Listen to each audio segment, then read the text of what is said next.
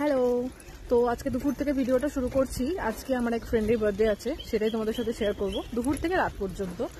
এখন বাড়ি যাচ্ছি, চলো বাড়ি গিয়ে দেখি কি খাচ্ছি আজকে আমি দুপুরের লাঞ্চে। প্রথমে তো বিরিয়ানিটা দেখে আমি একদম খুশ হয়ে গেছি যে বিরিয়ানি। তারপর সেটা খোলার পর আমি আসল জিনিসটা দেখতে পাই, সেটা হচ্ছে এটা মাটন বিরিয়ানি। আর মাটন বিরিয়ানি আমি খাই না, তাই মনটা ভেঙে চুরমার হয়ে গেল আমার। এইবার অনেকেই বলবে তুমি মাটন খাও না? না, একদমই খাই না। ছোটোবেলায় বলি দেখার পর থেকে আমার মটন খাওয়ার প্রতি ভক্তি কোনো দিনও আসেনি। তবে আমার মা মাটন খেতে ভীষণ ভালোবাসে, তাই আমি মাকে বললাম যে তুমিই খেয়ে নিও বিরিয়ানিটা, আমি আর খাবো না। তোমরা অনেকেই মাটন খেতে ভীষণ ভালোবাসো, তাই তোমাদের ভিডিওটা দেখাচ্ছি শেয়ার করে। তবে আমার হাত থেকে না ভীষণ স্মেল ছাড়ছিল, যেই স্মেলটা আমি নিতে পারছিলাম না, বমি চলে আসছিল আমার। মায়ের মন, কিছু না খাইয়ে তো ছাড়বে না, তাই বললো এই দুটো কলা খা। তো এই ভর দুপুরে বসে বসে আমি এখন কলা খাচ্ছি। একটা খেয়েছি আর একটা খেতে পারিনি। আমার খুব একটা ভালো লাগে না কলা, যদি না সেটা ডাঁসা হয়।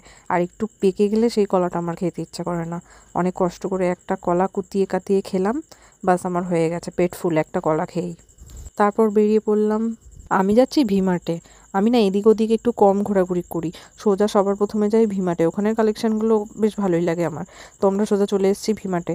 অতনু তো যে অফিস গেছিলো সে ড্রেসটাও চেঞ্জ করেনি, সোজা এখানেই চলে এসছে ওই ড্রেস আপেই। দেখো, আর আমরা এখন ভিতরের দিকে যাচ্ছি। আর ভিমার্টের ওপরে কিছু কাজ চলছিল, ওপর থেকে দেখি জল পড়ে। তারপরে অতনুকে আমি দায়িত্ব দিয়ে দিয়েছিলাম যে তুই একটু দেখ ছেলেদের কালেকশন, তুই ভালো বুঝবি, আমি অত বুঝি না। আর আমার চয়েস করতে বা 10টা জিনিস ঘুরে দেখতে খুব বিরক্ত লাগে, তাই আমি নিজের মতন এদিক সেদিক ঘোরাঘুরি করছিলাম আর খাবার জিনিস দেখছিলাম, যেটা আমার কাজের জিনিস। অতনুকে ওর অফিসের ড্রেসে কিন্তু বেশ ভালোই লাগছে, দূর থেকে সেটাই বলছিলাম যে তোকে কিন্তু বেশ ভালোই লাগছে, তুই একটু এদিকে ওদিকে ঘুরে তাকা আমার ক্যামেরার দিকে। কিন্তু খুব নাটক, দেখবে না বাবা, বিশাল ঢং।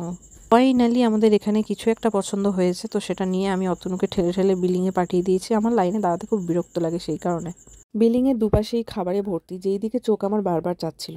তবে চানাচুর আমার খুব একটা ভালো লাগে না, এই দিকে আমার চোখ যায়, যেটা হচ্ছে buy one get one free. Buy one get one free থাকলেই আমি খুশ হয়ে যাই, নিতেই হবে। তো রিয়েলের ফ্রুট জুস ছিল, অতনু অ্যাপেলেরটা নিয়েছে, আমি অরেঞ্জেরটা নিয়েছি। দেখবো টেস্ট করে কেমন হয়, আশা করছি ভালোই হবে। আরও কিছু খাবার দেখছিলাম এখানে, নেবো করছিলাম। তো ঠিক আছে, দুটোই নেওয়ার ধান্দা করছিল অতনু। আমি ওর কাছ থেকে একটা কেড়ে নিয়েছি, দে আমাকে। ওরে বাপরে, এত বড় ললিপপ! আসলে ললিপপটা কি সত্যিই এত বড় হয় নাকি দেখাচ্ছে এরকম? চুপচাপ যখন মানুষ দাঁড়াতে পারে না তখন কি করে? আমি তো মারামারি করি, তাই অতনুকে লাথি মারছিলাম। তারপরেও আমাকে এমন একটা লাথি মারল, আমার ভাই পায়ে বহুত লেগেছে। তাই আমি ওর সাথে কথা বলা বন্ধ করে দিয়েছিলাম। তাই বেরিয়ে আমাকে আইসক্রিম খাইয়েছে। ও খেয়েছে চকলেটের আইসক্রিমটা, আমি খেয়েছি এই আসলি আমটা, যেটা টেস্টটা ছিল দারুণ। রাস্তায় যেতে যেতে ও আমাকে বকাচ্ছে, এই আইসক্রিম ভালো, সেই আইসক্রিম ভালো। শান্তি করে মানুষ খেতে দেয়, কিন্তু আমাকে অতনু শান্তি করে খেতেও দেয় না। কিরকম মাথাটা গরম হয়। প্রতিদিন যেভাবে বৃষ্টি হচ্ছিল ভেবেছিলাম আজকেও হয়তো গেল সব প্ল্যান চপাট হয়ে, কিন্তু না, থ্যাঙ্ক গড আজকে বৃষ্টি হয়নি। আর অনেক তাড়াহুড়ো করে এসেছি। এই ক্যাফেটাতে যদিও আমি আগে দুবার এসেছি, তবে তোমাদের সাথে আজকে প্রথমবার শেয়ার করছি। এখানের অ্যাম্বিয়েন্সটা ভীষণ সুন্দর, তোমরা নিজেরাই দেখো। তবে আমরা নিচের জায়গাটা থেকে না একটু ওপরের দিকে যাচ্ছি, তোমাদেরকে দেখানোও হয়ে যাবে। বাট আমরা প্ল্যানিংও করছি যে ওখানেই কেকটা কাটা হবে, কিন্তু গিয়ে দেখছি যে ওপরে তো আরও বেশি পোকা। এই পোকার জ্বালায় আমি থাকতে পারছি না। হঠাৎ এখানে এত পোকা কেন হচ্ছে আমি জানি না। এখানে কিন্তু পোকা টোকা কিছু থাকে না, হয়তো টানা কয়েকদিন বৃষ্টি হয়েছে, আর এটা একটু গ্রাম সাইডে তো সেই কারণে হয়তো পোকামাকড়ের উৎপাত। ওপরে তো কোনোভাবেই কিছু করা যাবে না, তাই আমরা আবার নিচের দিকে যাচ্ছি। আর নিচটাও ভীষণ সুন্দর, তোমরা জাস্ট একবার দেখো। জায়গাটা দেখে তো আমি একদম মাথার মধ্যে আমার চলে গেছে যে অনেকগুলো ভিডিও করতে হবে, ছবি তুলতে হবে। ও আলাদাই একটা ব্যাপার স্যাপার। বাড়ির থেকে এটা করে নিয়ে আসতে কিন্তু সময়টা কম লাগতো, আমি বারবার বলছিলাম। এখানে এসে কত তাড়াহুড়ো করে করতে হচ্ছে। আর এদিকে রাজ অলরেডি ঢুকে গেছে, অতনু তো 14 বার ফোন করছে, যাবো যাবো যাবো। তোমরা কেকটা জাস্ট একবার দেখো, বাপরে ভীষণ সুন্দর। আর এত সুন্দর কাস্টমাইজ করেছে কেকটা, রাজের জন্য তো পারফেক্ট। এই যে চলে এসছে আমাদের বার্থডে বয়, দেখতেই পাচ্ছ। ও তো ফুল সারপ্রাইজ, মানে ওর সঙ্গে তো সকাল থেকে শুভশ্রী ঝগড়া করেছিল। ও ভাবতেই পারেনি যে এরকম কিছু হতে চলেছে। তো আজকে শুভশ্রী রাজের মনের মতন করে সেজে এসেছে, দেখো কি মিষ্টি লাগছে। আর এখানে রাজকে তো মানে কি বলবো, কেকটা এখনো পর্যন্ত দেখেনি। ওকে বলছি তুই চোখ টোক বন্ধ কর, এরপর তুই দেখবি। কেকটা দেখে তো একদম মানে ওর ফুল ফিউজ উড়ে গেছে মাথার। ও ভাবতেই পারেনি যে এরকম একটা কেক আমার জন্য আসবে বা কিছু। তো ও গেম টেম খেলতে ভালোবাসে, এই সব মাথায় রেখেই শুভশ্রী কেকটাকে কাস্টমাইজ করেছে। আর ওর মুখের হাসিটাই বলে দিচ্ছে যে ওর কতটা পছন্দ হয়েছে। ওর আগে চোখ যাচ্ছে ওই দুটোর ওপরে, যে এগুলো কি সত্যি সত্যি খাওয়া যাবে। বাপরে, আমরা হেসে গড়াগড়ি। আর হ্যাঁ খেয়ে নে দেখ কেমন লাগে ওটা খেতে। Happy birthday to you. বল ভাই, আমি একা একা বলছি হ্যাপি বার্থডে টু ইউ, তুই কি করতে আছিস? হ্যাপি বার্থডে বল, হ্যাপি বার্থডে বল রে। শুভ পয়লা দিবস, তুই ইনস্টল হয়েছিলি আজকের দিনে। খা কেমন কেকটা? তো শুভশ্রী তোর জন্য কাস্টমাইজ করেছিল কেকটা। আমি তো সত্যি ভাবতে পারিনি যে এত সুন্দর কেকটা হবে। ও বলছিল যে তোদের সবার জন্যই সারপ্রাইজ কেকটা। নে খা খা খা। আর জায়গাটা খুব সুন্দর, অ্যাম্বিয়েন্সটা খুব সুন্দর। অতটা ঠিক একটা ডিশ। তো হচ্ছে যে যারা গেম লাভার তাদের জন্য তো খুবই স্পেশাল এই কেকটা। আমি একটা টাইমে খেলতাম, ওর জন্য আমার খুব ভালো লাগছে কেকটা। এটা খেলেও খুব সুন্দর। ঠিক আছে, ভয়েসগুলো আবার দিবি নাকি? তুই বলিস কেন? বলিস কেন? আমি এটার কথা বললাম না। না, তুই আমার ভিডিও যখন আমি করবো তখন তুই মাঝখানে কথা বলবি না। তুই তো জানিস ভিডিওগুলো আমি পোস্ট করবো। কথা বলিস কেন?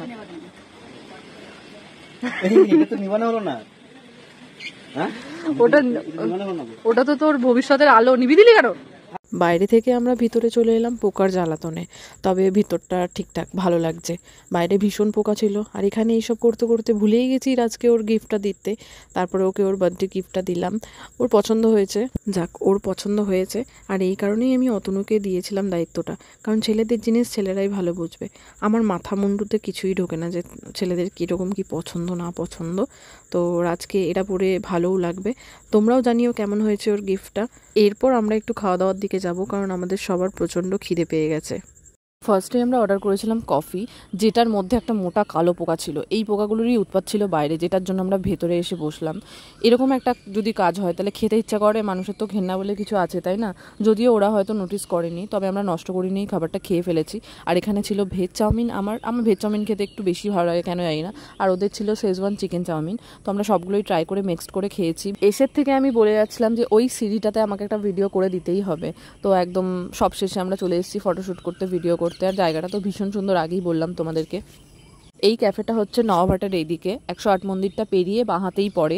ভীষণ সুন্দর। আমাদের এখানে এখন ফটোশ্যুট চলছে। ফটোগ্রাফার হচ্ছে অতনু। দেখাচ্ছি আমাদের মডেলকে, 1 মিনিট।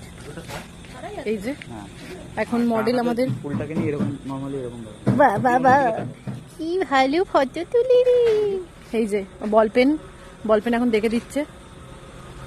এই যে মডেল আমাদের কি সুন্দর পোজ দিয়েছে। আমার দ্বারা কিছু হয় না, আর ছবি ভালো আসেই না, কি করবো বলো। ঠিক আছে, আমি নিজের কটা সেলফি তুলে নিই, আমার ছবি ভালো আসছে না। আর জায়গাটা এত সুন্দর, ছবি না তুলে তোমরা কেউ থাকতেও পারবে না।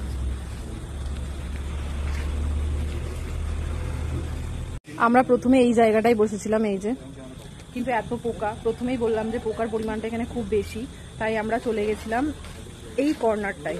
এই যে এই কর্নারটাই আমরা ছিলাম। তো এখানেও পোকার উৎপাতটা ছিল, তাই আমরা ভেতরে গেছিলাম খাওয়া দাওয়ার জন্য। কারণ আমরা অর্ডার করেছিলাম, তখন বললো ভেতরেই অর্ডারটা করতে হবে, বাইরে হবে না। তো ভেতরে গিয়ে অর্ডার করেছিলাম। খাওয়া দাওয়া হয়ে গেছে, আমাদের সব কমপ্লিট হয়ে গেছে। সব শেষেই তো ফটোশ্যুটটা হয়, তাই না? তো এখন এরপর আমরা বেরোবো, বাড়ি যাবো না, বাড়ি যেতে একটু দেরি হবে। তো একটু ঘুরে ঘাড়ে দেখি কি করা যায়, তোমাদের সাথে শেয়ার করবো। তো চলো দেখতে থাকো। টাটা। এখন আমরা হাইওয়েতে আছি, একটু হাওয়া খেতে বেরোলাম। এরপর বাড়ি যাবো, অনেকটা রাত হয়ে গেছে। আর এই যে আমার মুখে এখানে ব্রণটা হয়েছিল, এটাকে নিয়ে যে আমি কি রকম অস্বস্তি বোধ করছিলাম আমি জানি, তাই এটার আমি পিন্ডি চটকে দিয়েছি। এই যে জানি এটা ঠিক নয় ফাটানো, কিন্তু আমার এই ব্রণ ঠোনো হলে না খুব অস্বস্তি লাগে যে কতক্ষণ আমি এটাকে ফাটাবো। তো যাই হোক, আমরা এরপর বাড়ি যাই। ভিডিওটা আজকে এখানেই শেষ করলাম। দেখা হবে নতুন কোনো ব্লগে। সবাই ভালো থেকো, সুস্থ থেকো। Tata, good night, bye. আমার ঘুম পেয়েছে, এরা কেউ বাড়ি যাচ্ছে না। তারপরে গালের ব্রণটা ফাটিয়ে ফেলেছি, ব্যথা করছে। কখন বাড়ি যাবে এরা জানি না। চলে এদের আর সময় হচ্ছেই না, কখন বাড়ি যাবে। চল বাড়ি যাই। এখন ওরা ঠিক করছে যে গাড়িতে তেল ভরবো কি ভরবো না, ভরবো কি ভরবো না, এইসব আর কি কথাবার্তা ওদের চলছে। আর আমি এক জায়গায় দাঁড়িয়ে দাঁড়িয়ে এরকম ভিডিও করছি। আর হাইওয়েটা অসাম লাগছে, অসাম। চলো বাড়ি যাই, কালকে আবার ডিউটি যেতে হবে। আর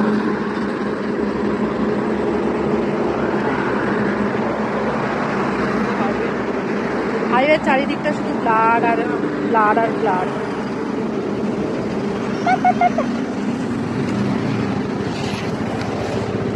দাঁড়া, হ্যাঁ এখনই পড়ে মরছিলাম। চলো যাই।